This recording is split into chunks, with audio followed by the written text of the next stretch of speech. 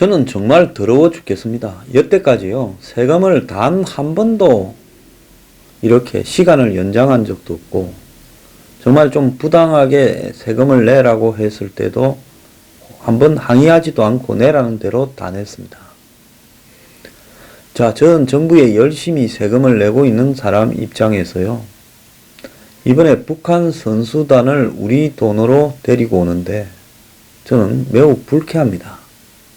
상대가요, 정말 애처롭고 같은 동포와 민족으로서 자비심이라든지 한번 동정심이 들 것처럼 처신을 한다면요, 그런 부분에는 뭐 그럴 수도 있죠.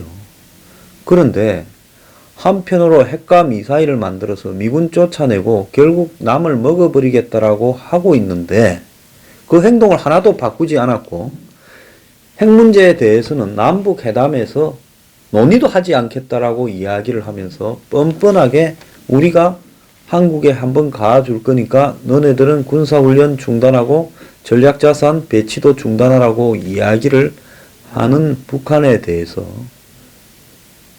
그야말로 돈 다 대줄 거니까 오기만 해 주십시오. 그것이 대화와 평화로 가는 길이고 전쟁이 안 나는 길입니다. 라고 하는 현재 태도를 보면요, 과거 송나라가 중국을 잇는 역대 제국 중에 하나라고 자처했지만은 문약해지면서 송나라 주변에 있는 오랑캐들한테 그야말로 공주도 주고 뇌물도 주면서 우리 침략하지 말아달라고 하던 것과 뭐가 하나도 다른 바가 있느냐라는 생각이 듭니다.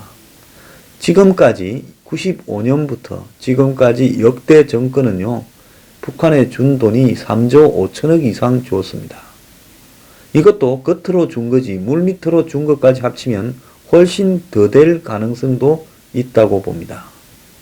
그런데요, 북한이 핵과 미사일을 개발한다고 들어간 돈이요, 핵에 15억 불, 미사일에 17억 불, 그래서 합치면 32억 하고도 좀 더 될 거다라고 예측이 되고 있습니다. 이 억불이죠, 달러. 그러면 한국 돈으로 환산하게 되면 3조 5천억에서 4조 정도 되는 겁니다. 우리가 북한에 공식적으로 줬다라는 것만큼 딱 그 정도로 북한이 핵과 미사일 개발하는데 돈을 쓴 겁니다. 이 공교로운 일치는 어떻게 해석을 해야 되는 겁니까? 그러니까 저놈들은 우리가 준 돈을 가지고 핵과 미사일을 만들었다는 거고요. 그 돈이면 옥수수를 사서 3년 동안에 북한 사람들을 먹여 살릴 수 있는 돈이라고 합니다. 자, 우리가 실컷 북한에 그래도 동포라서 안 됐다, 보태 쓰라고 돈 줬더니만 그걸 갖고 우리 때려잡을 핵무기와 미사일을 만들고 있는데요. 제가 이런 말을 하니까 무식하게 보입니까? 어떻게 그 돈이 일치하죠? 자, 그런데 이번에 북한 선수단이 수백 명이 온답니다. 8개 분야에 북한 대표단이 온다는 거예요. 무슨 정치적으로 대표단, 또 무슨 올림픽 민족조직위원회 대표단, 참관단, 응원단, 선수단, 예술단, 기자단.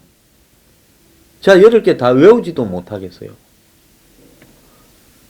그래서 부산 아시안게임에 온 숫자보다도 훨씬 많은 사람이 온다라고 지금 이야기가 나오고 있습니다. 선수는요, 다 합쳐서 다 끌고 모아도 한 자릿수밖에 안 될 건데, 특혜를 주고 온갖 혜택을 줘도요, 북한에서 오는 선수가요, 최대 3개 종목이고 실제로는 1개밖에 없죠. 1개 종목에 2명입니다. 남녀, 이 페어 아이스 댄싱 피겨에서요.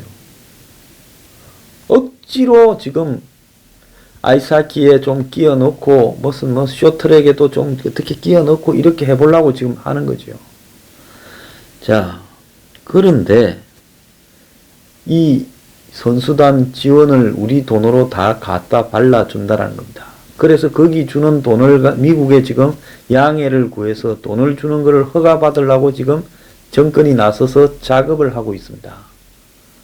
자, 우리 돈으로 한국에 와서요, 올림픽에 참가한 북한이 지금 한국 올림픽에서 어떤 또 쇼들을 해댈 것인가에 대해서 저는 정말 기가 찬 지경입니다. 이 뒤에 그림이 뭡니까?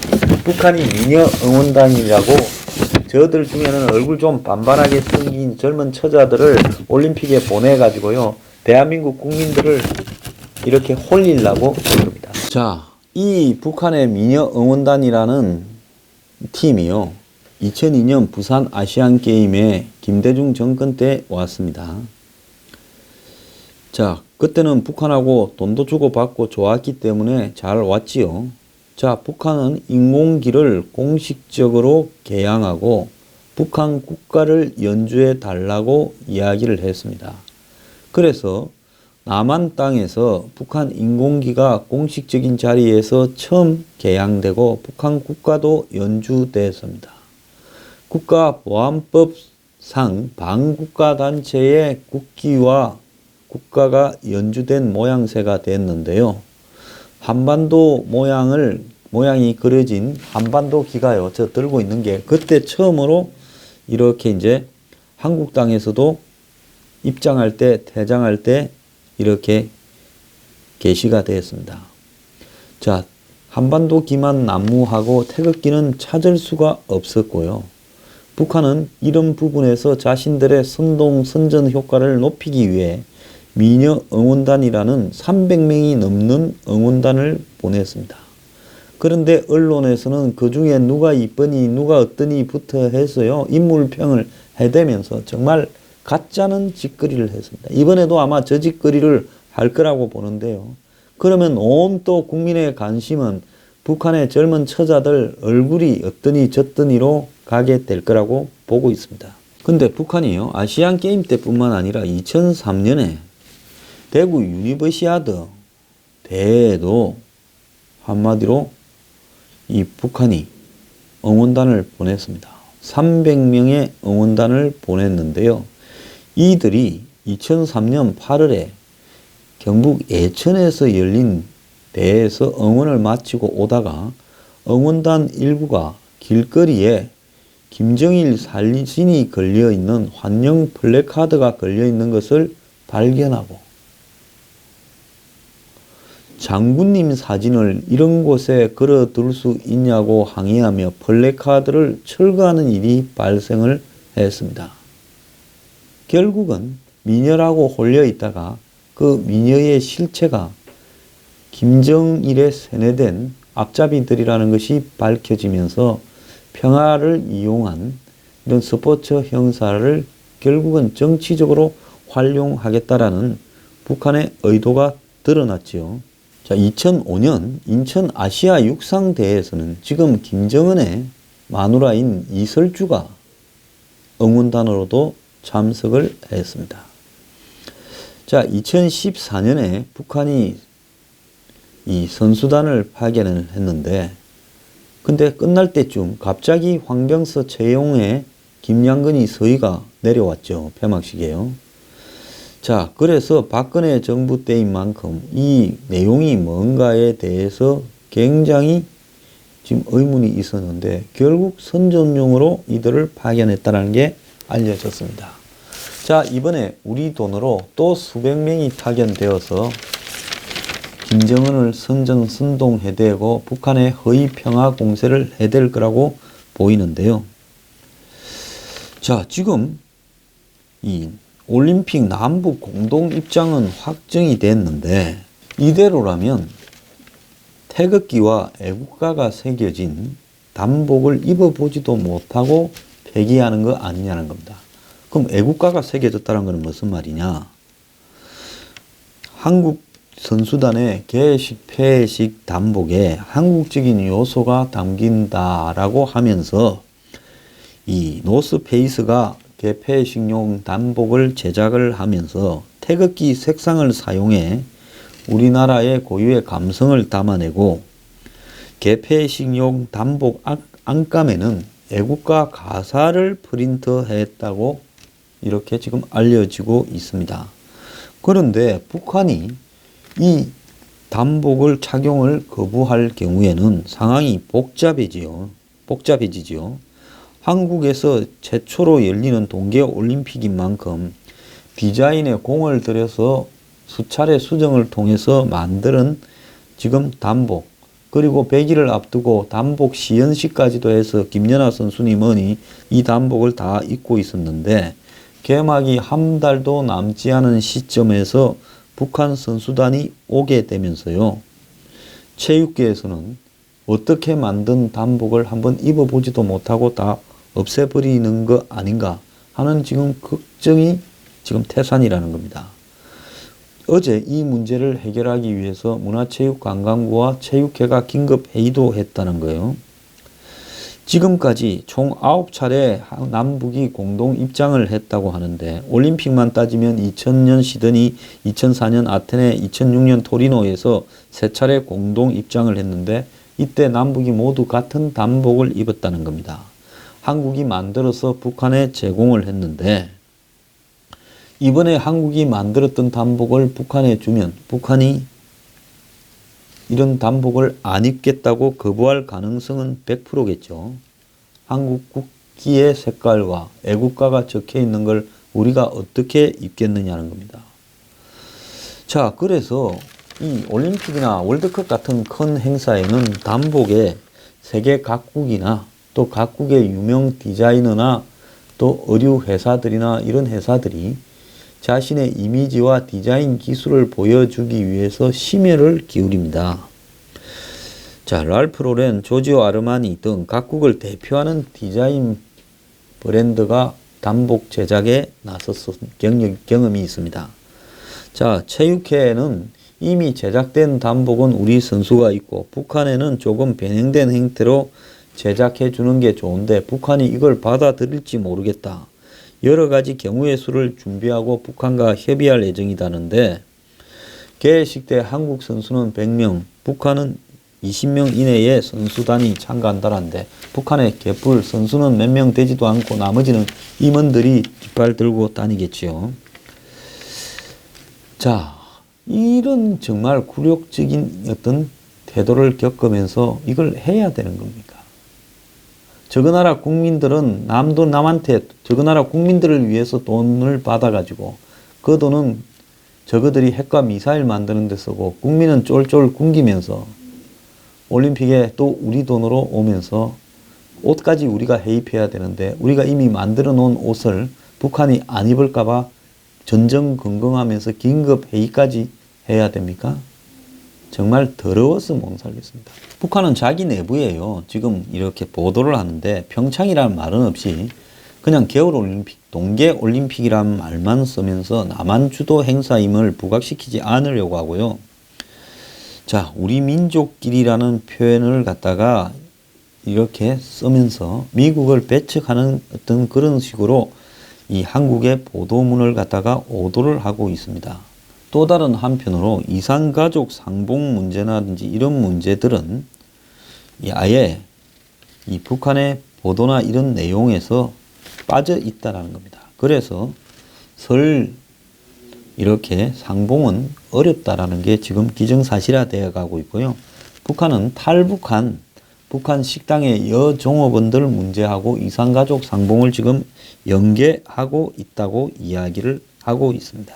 자, 제가 앞에 3부에서도 이야기했습니다만은 북한이 지금 올림픽에 참가하기 위해서는 유엔의 제재를 갖다가 위반해서는 안 되는 부분이 있기 때문에 지금 미국에서는 거듭 이 부분을 강조하고 있습니다. 우리가 너네 대화를 취재한다는 거하고 유엔의 제재를 위반한다는 것은 별개의 문제다. 북한 선수단이 오는 거는 좋다. 온다면 저들 돈으로 오지, 너희들이 돈을 줘서 북한 데리고 오지 마라는 이야기를 지금 하고 있고요. 북한 선수단의 체재비를 현금으로 지원하는 것도 지금 불가능하다는 이야기가 나오고 있습니다. 자, 북한이 고위급 대표단의 민족올림픽위원회 대표단, 선수단, 응원단, 예술단, 창간단, 태권도 시범단, 기자단 등 전례 없는 대규모 선수단, 그러면 한 500, 600명, 700, 800명까지도 될 수 있을 거라고 보는데요. IOC가 선수단에 대한 비용 지원 의사를 밝히고 있지만은 선수단이라는 게 몇 명입니까? 10명 안팎도 안 되는데, 그러면 나머지 IOC가 지원한다라는 것은 상징적인 거고, 그야말로 1, 2%고 나머지 98%는 우리가 갖다 대야 될 상황인데, 그 비용이 만만치 않은 비용이 들어가겠지요. 자, 그래서 이 지원 규모가 확정되면 한국은 남북교류협력기금의 돈을 또 쓰려고 하겠죠. 자, 그런데 과거 북한은 우리 측에 여러 형태의 대표단을 보내면서 체제비 명목으로 현금을 달라고 요구를 했습니다. 근데 이제 북한에 대량의 현금을 주는 것은 유엔 안보리 제재에서 위반으로 되어 있습니다. 자, 북한이 우리한테 오려고 하면 우리가 최문순 경원지사가 크루즈선을 보내서 북한의 원산항에서 싣고 오겠다라고 이야기를 하는데요. 이것도 안보리 제재에서 유엔 회원국이 자국의 선박 항공기를 북한에 임대해 주거나 전세로 이렇게 내주거나 또 승무원 서비스를 해주는 것까지도 금지하고 있습니다. 또 우리가 독자 제재한 내용에는, 한국의 독자 제재에는 북한에 기항했던 선박에 우리 항구 입항을 1년간 금지하고 있어요. 자, 북한이 자기 항공사인 고려항공 비행기로 지금 한국에 올 수도 있겠죠. 평양에서 서울로요. 그런데 고려항공 비행기도 지금 미국의 유엔의 제재에 동참하는 나라 땅에는 도착할 수가 없습니다. 이 때문에 지금 북한이 온다면 현실적으로 올 수 있는 방법은 육로로 오는 방법밖에 없어요. 그래서 북한이 판문점 개성 라인을 통해서 오거나, 안 그러면 동해 쪽으로 통해서 이렇게 오거나 하는 방법밖에 없다라는 겁니다. 자, 북한이 고위급 대표단을 파견하는데요. 이 최용해 북한 노동당 부위원장이 독자 제재 대상입니다. 이 사람이 이번에 올 가능성이 많죠. 또 김영철이, 최휘 이런 사람들도 제재 대상에 포함되어 있어요. 또 북한 사람들이 한국에 오게 되면요, 유엔 안보리 제재 내용에는 북한으로 가는 모든 화물이나 이런 부분에 대해서 검색을 하게 돼 있고, 자국을 통과하는 북한 승객의 짐도 다 뒤지게 돼 있습니다. 그렇기 때문에 북한 사람들을 우리 한국이 다 검색을 해야 되는 의무도 분명히 있다라는 겁니다. 자, 그 외에 짧은 기사 몇 개 하겠습니다. 어제 문재인 대통령이 UAE 지금 임종석 특사에 관해서 질문을 하니까 굳은 표정으로 한숨을 쉬었고, 임종석도 얼굴이 한숨을 쉬었다고 합니다. 그런데 UAE 의혹 봉합 하루 만에 문재인 대통령이 어제 회견에서 이야기를 했죠. 뭐라고 했냐? UAE와 체결한 비공개 협정이나 MOU 내용 속에 흠결이 있다면 그런 부분은 시간을 두고 UAE 측과 수정 보완을 하겠다, 이렇게 말을 했습니다. 칼둔이 떠난 하루 만에 한국 측이 수정 보완을 언급을 했어요.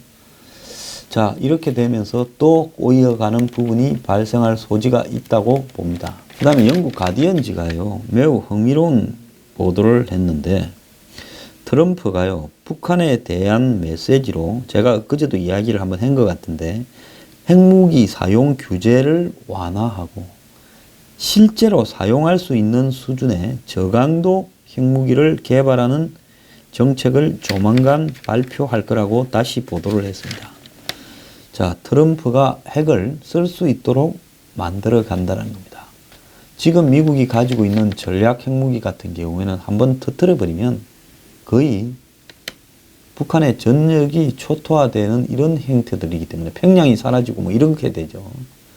그러면 인도적이거나 여러 관점에서 문제가 될 수 있기 때문에 전술 핵무기인데, 기존의 전술 핵무기를 훨씬 개량 보완해서 지금 낮은 수준의 전술 핵무기로 강력한 폭탄 수준을 조금 능가하는 이런 핵무기를 만들으라고 지금 하고 있다는 겁니다.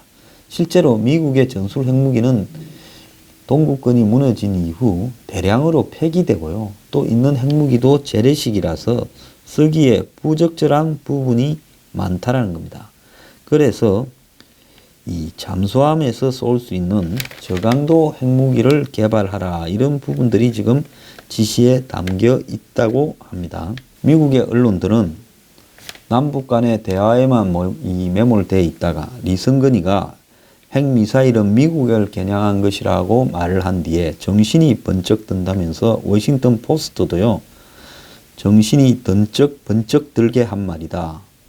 매우 드문 합의가 있었음에도 불구하고 북한은 미국의 공격을 핵으로 막아낼 권리를 주장하고 있다 말했고, 뉴욕타임스는 많은 전문가가 북한이 미국 본토를 타격할 수 있는 미사일 기술을 완성할 시간을 벌려고 하는 것을 우려하고 있다고 말했습니다. 지금 진행되는 것과 별도로요, 북한과의 긴장은 차곡차곡 강화되고 있습니다.